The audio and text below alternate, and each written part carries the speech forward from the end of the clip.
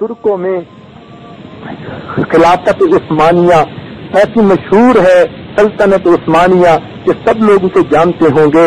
جس میں بھی کچھ تھوڑا بہت پڑھا ہوا ہے تو عثمان ایک ترک کا نام تھا. یہ آدمی کچھ بھی نہیں پڑھا لکھا تھا اور ایک دیہات میں زندگی گزارتا تھا. اس کے پاس اپنا تو کوئی علم نہیں تھا لیکن ایک خوبی تھی, آئے گئے مہمان کی مہمان نوازی کرتا. تو اس کے پاس مسافر اکثر آ کر ٹھہرا کرتے تھے. اب اس کو بستی والوں نے کہا کہ تیری وجہ سے اجنبی لوگ آ کر یہاں ٹھہرتے ہیں, ہم اس بات کو پسند نہیں کرتے. چنانچہ انہوں نے تنگ کرنا شروع کر دیا. یہ کہتا اللہ کے بندے یہ مسافر ہیں, ایک دو رات رک کے چلے جاتے ہیں, تم کیوں ان سے منع کرتے ہو؟ چنانچہ بستی والوں نے ایک مرتبہ عثمان کو دھکے دے کے بستی سے نکال دیا کہ تم بھی یہاں نہیں رہ سکتے. یہ بیچارہ بے گھر ہو کر سوچنے لگا کہ میں کہاں جاؤں.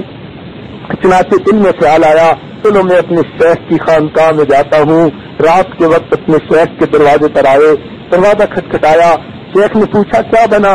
بتایا کہ مجھے تو بستی والوں نے جو ہے دھکے دے دے کر نکال دیا اور میں تو اب آپ کی خدمت میں حاضر ہوا ہوں. شیخ نے کہا بہت اچھا, تم یہاں پر ایک کمرے کے اندر ٹھہر جاؤ.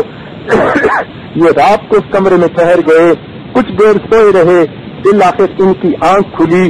جب آنکھ کھلی اور انہوں نے غور کیا تو جس طرف اس کے پاؤں تھے اس طرف قرآن مجید پڑا ہوا تھا. اب جب ان کو یہ پتا چلا تو ان کے تو رونگٹے کھڑے ہو گئے. میں قرآن مجید کی طرف پاؤں کر کے لیتا رہا. افسوس کہ مجھے پہلے پتا کیوں نہ چلا. یہ اپنی چارپائی سے اٹھا اور قرآن مجید کے پاس آ کر قرآن مجید کو چوما, اس کو آنکھوں سے لگایا, سینے سے لگایا اور اللہ تعالیٰ سے دعا اور فریاد کرنے لگا میرے مالک یہ تیرا کلام تھا, اس کی طرف میں پاؤں کر کے لیتا رہا, میرے اللہ میری غلطی کو معاف کر دے. چنانچہ روتے روتے کافی دیر گزر گئی. اس کے شیخ سوئے ہوئے تھے. اللہ نے اس کو خواب کے اندر بشارت دی. چنانچہ شیخ کی آنکھ کھلی. وہ اسی وقت اس کے کمرے میں آئے, فرمانے لگے عثمان اللہ نے تیری عاجزی کو قبول کر لیا. قرآن نے اللہ سے حضور شفاعت کی. اللہ اس کو لوگوں نے دھکے دے کے گھر سے نکالا, تو اس کو گھر عطا کر دے. قرآن کی شفاعت قبول کر لی گئی. ابھی مجھے خواب میں بتایا گیا ہے کہ تجھے اللہ تعالیٰ وقت کا بادشاہ بنائیں گے. یہ سن کر حیران ہو گیا. کہنے لگا حضرت نہ میں پڑھا لکھا اور نہ میں, اب تو میں گھر سے بے گھر ہو گیا, میں کیسے بادشاہ بنوں گا؟ فرمانے لگے یہ تو اللہ کا معاملہ ہے لیکن خواب آیا ہے کہ یہ پورا ہو کر رہے گا. چنانچہ یہ شیخ سے اجازت لے کر جب ان کے گھر سے باہر نکلا اسے راستے میں 12 آدمی ملے.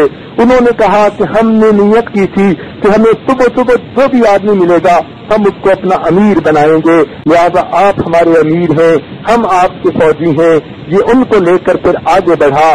جس بستی سے گزرتا گیا اس بستی کے لوگوں کو اپنے ساتھ ملاتا گیا. لوگوں نے پیسے بھی اسے دیے, لوگوں نے اس کے ہمدردیاں بھی دیں اور اس کے ساتھ کرنے کا وعدہ بھی دیا. چنانچہ یہ بڑھتے بڑھتے عیسائی بادشاہ جو سلطنت روم کا بادشاہ تھا اس کی طرف اس نے بڑھنا شروع کر دیا. جب عیسائی بادشاہ نے سنا کہ عثمان آ رہا ہے اور اس کے ساتھ بہت سارے لوگ فوجی بھی ہیں اور اس کے پاس مال بھی ہے تو اس نے کہا کہ میں اس سے لڑوں گا تو یہ میرے ہو سکتا ہے کہ نقصان دے دے. اس نے اس سے مشکلوں کرنے کی پیشکش کی کہ میں تمہیں اپنی فوج کا کمانڈر ان چیف بنا لیتا ہوں, تم میرے ساتھ جنگ نہ کرو. چنانچہ یہ عثمان جو گھر سے بے گھر ہو گیا تھا قرآن کی شفاعت کے بدلے فوج کا کمانڈر ان چیف بن گیا. کچھ عرصے کے بعد وہاں عیسائی بادشاہ کی جب موت آ گئی اس کا کوئی بیٹا نہیں تھا جو بادشاہ بنے. چنانچہ یہ فوج کا کمانڈر ان چیف تھا, یہ اس ملک کا بادشاہ بن گیا اور یوں اس کی آئندہ آنے والی کئی نسلوں کے اندر حکومت چلتی رہی. اللہ رب العزت نے مہربانی فرما دی.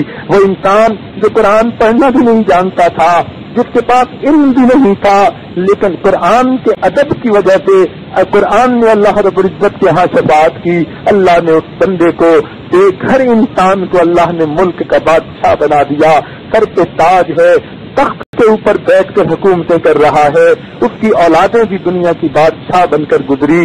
چنانچہ خلافت عثمانیہ کے بارے کے دور میں یہ دستور تھا، اس نے دیا ہوا کہ عدالتوں کے فیصلے قرآن کے مطابق ہوں. جب کوئی مقدمہ ہوتا قرآن مجید کو عدالت میں لایا جاتا.